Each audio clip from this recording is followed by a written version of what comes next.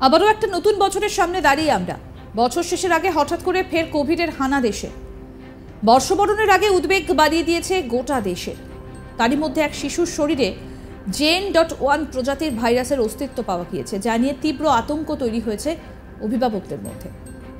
কতটা বিষাক্ত কামড় হতে পারে এবার? আবারও কি একটা বড়সড় ধাক্কার সামনে দাঁড়িয়ে আমরা? সামনে এসেছে নতুন সাব ভ্যারিয়েন্টের নাম JN.1। বিশ্ব স্বাস্থ্য সংস্থা ইতিমধ্যেই জানিয়েছে এটি ভ্যারিয়েন্ট অফ কনসার্ন।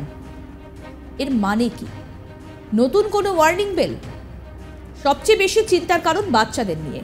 করোনার JN.1 শিশুদের জন্য কতটা ভয়ানক? প্রথম আক্রান্তের খোঁজ মিলতেই মুখ খুললেন বিশেষজ্ঞ।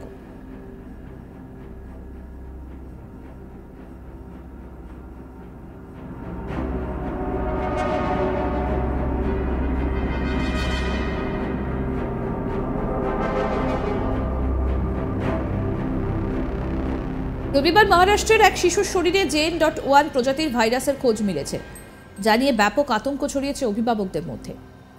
এই প্রসঙ্গে শিশুরোগ বিশেষজ্ঞরা কি বলছেন? বিশেষজ্ঞরা বলছেন যে এর আগেও করোনার অনেক ভ্যারিয়েন্ট দেশে এসেছে গেছে, তবে কোনোটাই শিশুদের ক্ষেত্রে খুব একটা ভয় ধরায়নি। তবে এটা ঠিক যে ছোটদের মধ্যে সবচেয়ে বেশি প্রভাব ফেলেছিল multi system inflammatory syndrome. Covid থেকে সেরে ওঠার পর এই রোগে আক্রান্ত হতে শুরু করে শিশুরা। ডাক্তাররা এই বিষয়ে বলেন যে করোনা থেকে সেরে ওঠার পর MIS আক্রান্তের সম্ভাবনা বেড়ে গিয়েছে। এর কোনো প্যাটার্ন নেই, তবে চলতি বছর অনুযায়ী জানুয়ারি মাসের পর থেকে শিশুদের মধ্যে এই রোগের প্রবণতা বৃদ্ধি পায়। কোভিড আক্রান্ত হবার পর যে সকল শিশুদের সুস্থ করে বাড়ি পাঠিয়েছি তাদের মধ্যে অনেকেই বর্তমানে ভালো আছে। শিশুদের ওপর করোনার প্রভাব আর বড়দের ওপর প্রভাবের বিষয়টা আলাদা। বড়দের ক্ষেত্রে সমস্যা বাড়ায় কোমরবিডিটি। এছাড়া আরও অন্যান্য অসুখের জন্য বড়দের মধ্যে করোনা মৃত্যুর সংখ্যা বাড়ে।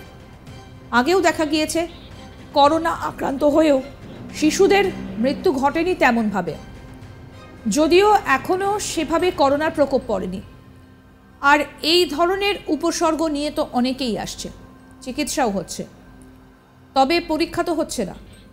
কারণ পরীক্ষা করানো মানেই একটা বড় খরচ যুক্ত হয়ে যায়, আর সবসময় পরীক্ষা তো কম খরচে হয় না, তাই করোনা পরীক্ষাও তো হচ্ছে না। তবে এই মুহূর্তে আতঙ্কিত হবার কিছু নেই বলছেন চিকিৎসক এবং বিশেষজ্ঞরা।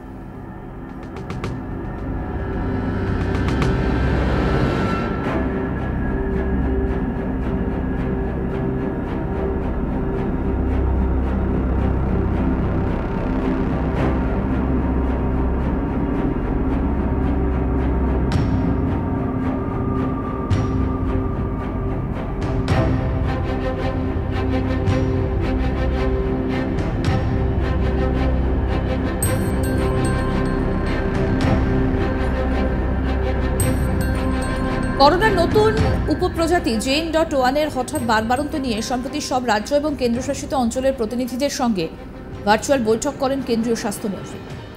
এই বৈঠকের পরে রাজ্যের মুখ্য সচিব এবং স্বরাষ্ট্র সচিবের সঙ্গে আলোচনায় বসেন স্বাস্থ্য সচিব।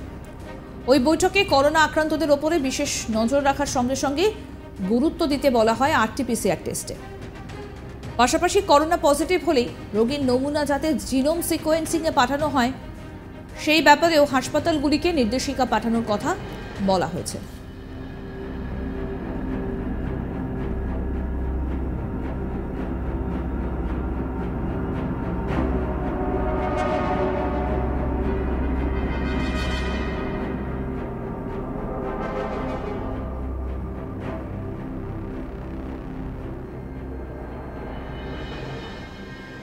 আবারও একটা নতুন বছরের সামনে দাঁড়িয়ে আমরা, আর বছর শেষের আগে হঠাৎ করেই ফের কোভিডের হানা দেশে।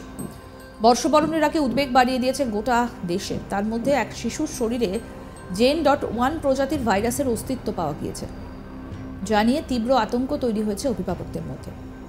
কতটা বিষাক্ত কামড় হতে পারে এবার? আবারও কি একটা বড়সড় ধাক্কার সামনে দাঁড়িয়ে আমরা? সামনে এসেছে নতুন সাব ভ্যারিয়েন্টের নাম JN.1। বিশ্ব স্বাস্থ্য সংস্থা ইতিমধ্যে জানিয়েছে এটি ভ্যারিয়েন্ট অফ কনসার্ন। এর মানে কি? নতুন কোনো ওয়ার্নিং বেল? সবচেয়ে বেশি চিন্তার কারণ বাচ্চাদের নিয়ে। করোনার JN.1 শিশুদের জন্য কতটা ভয়ানক? প্রথম আক্রান্তের খোঁজ মিলতেই মুখ খুললেন বিশেষজ্ঞ। তারা বলছেন সতর্ক থাকুন, সাবধানে থাকুন, স্বাস্থ্যবিধি মেনে চলুন। আরও আপডেট পেতে আজ তাক বাংলার ইউটিউব চ্যানেল সাবস্ক্রাইব করুন, নোটিফিকেশন পেতে বেল বাটন অপশন প্রেস করুন। এই ভিডিও সম্পর্কে আপনাদের মতামত জানান, কমেন্ট করুন, শেয়ার করুন, হোয়াটসঅ্যাপে ফলো করুন আজ তাক বাংলা।